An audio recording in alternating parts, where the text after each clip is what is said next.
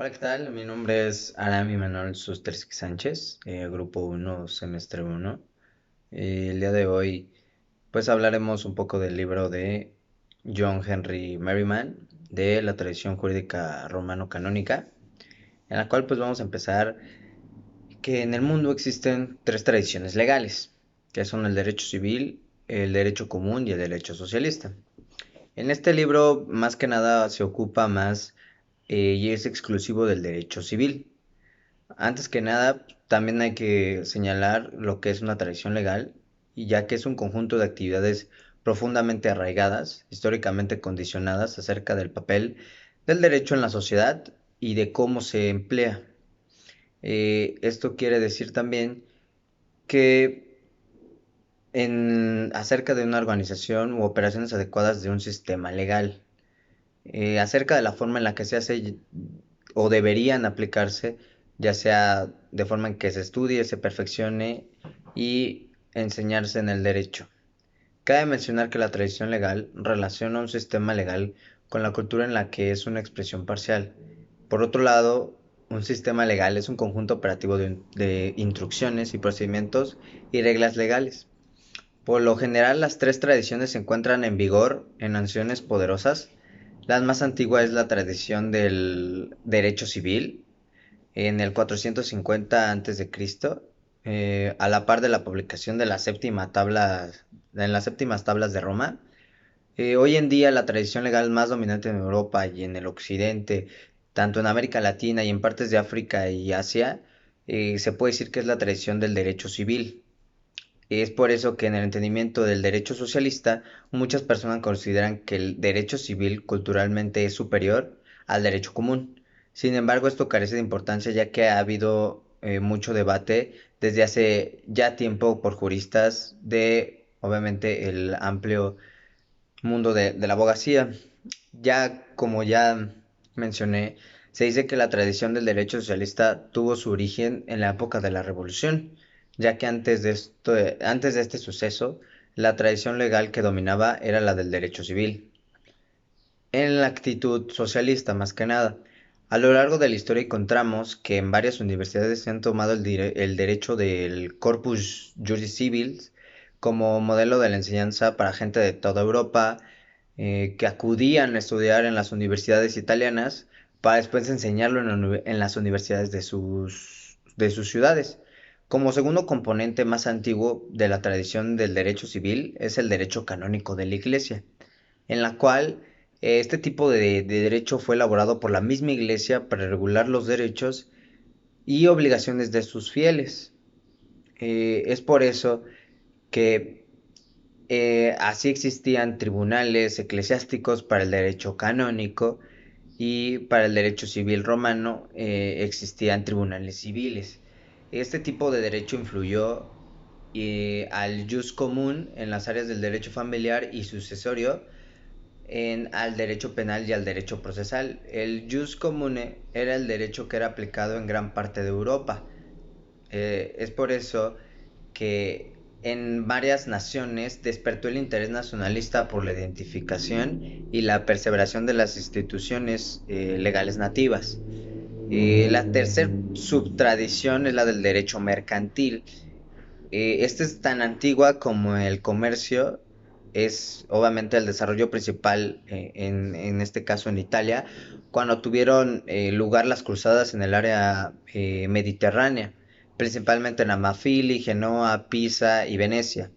La interpretación y aplicación de este tipo de derechos se realizan en tribunales mercantiles, donde los jueces eran comerciantes y las necesidades del comercio y los intereses de los comerciantes eran la suerte principal de este derecho, vaya, del derecho mercantil. Eh, Cabe mencionar también que no podemos dejar de lado los aspectos y sus instituciones y los procedimientos de la mayor parte del derecho privado y del derecho procesal, de gran parte del derecho penal del sistema del derecho civil modernos, y estas subtradiciones se materializan en cinco códigos básicos que se encuentran en la jurisdicción del derecho civil: el Código Civil, el derecho mercantil, obviamente, el que el Código de Procedimientos Civiles, el Código Penal y el Código de Procedimientos Penales.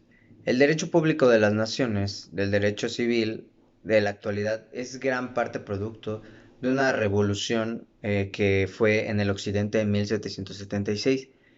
Sin embargo, el efecto de esta revolución no se limitó solamente al derecho público, sino también que tuvo influencia en la forma y en el método de las aplicaciones en el contenido de los códigos básicos derivados de las fuentes romanas y del jus comune. Encuentra pues obviamente necesario mencionar que una de las fuerzas intelectuales impulsoras de la revolución fue el derecho natural secular. Este se basaba en ideas de la naturaleza del hombre que se encuentran expresadas en la Declaración de Independencia tanto de los Estados Unidos como en la Declaración Francesa de los Derechos del Hombre. Esto es básicamente una creación eh, creadas para los hombres para que sean básicamente que tengan razonamiento.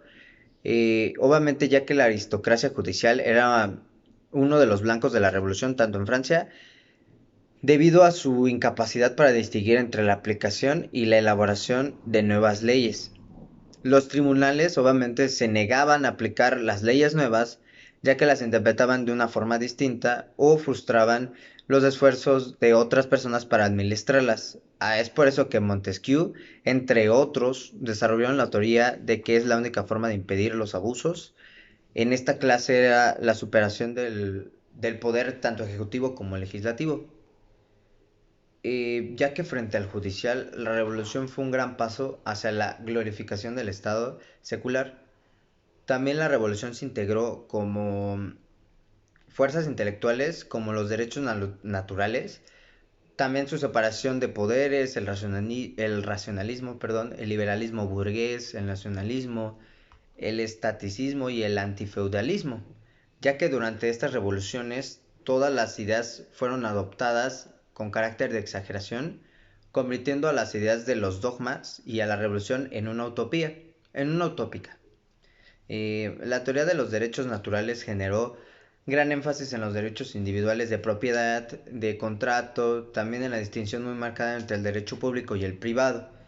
Esto pues obviamente le dio mucho más poder al Estado y lo puso en un ente, por así decirlo, glorificado.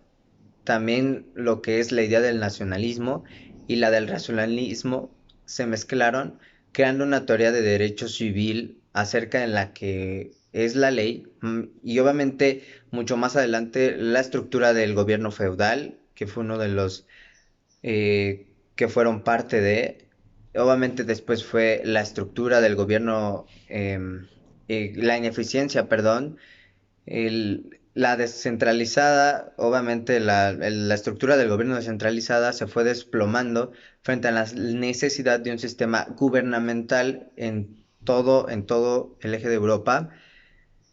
Obviamente para hacerlo más eficiente, el Estado tomó un modelo nacional moderno que se le llega a denominar padres del derecho internacional, a quienes emplearon la soberanía como concepto fundamental para el ordenamiento de asuntos internacionales entre las naciones. Y esto fue en el largo periodo del cono- cono- colonialismo y la fundación de los imperios, ya que se crearon escuelas de derecho internacional, se apoyaban la reclamación y intentan controlar la conducta de potencias coloniales imperialistas, ya que con eso podemos decir con certeza que todos los estados son positivistas, y esto ya que gracias al que jus comune estaba asociado con Roma, era un derecho que trascendía las diversas de las tribus, comunidades y naciones, pues obviamente el Estado le puso fuerza a que se convirtiera en una fuente única del derecho, así como los sistemas legales empezaron a sustituir al jus comune, e inclusive su autoridad fue sustituida al principio fue sustituida por el derecho civil y también en ocasiones revocaban las propias decisiones en la tradición ortodoxa del derecho civil, pues solamente se asignaba lo que era un juez, un papel relativamente menor como mero operario de una máquina diseñada, y construida por académicos legisladores.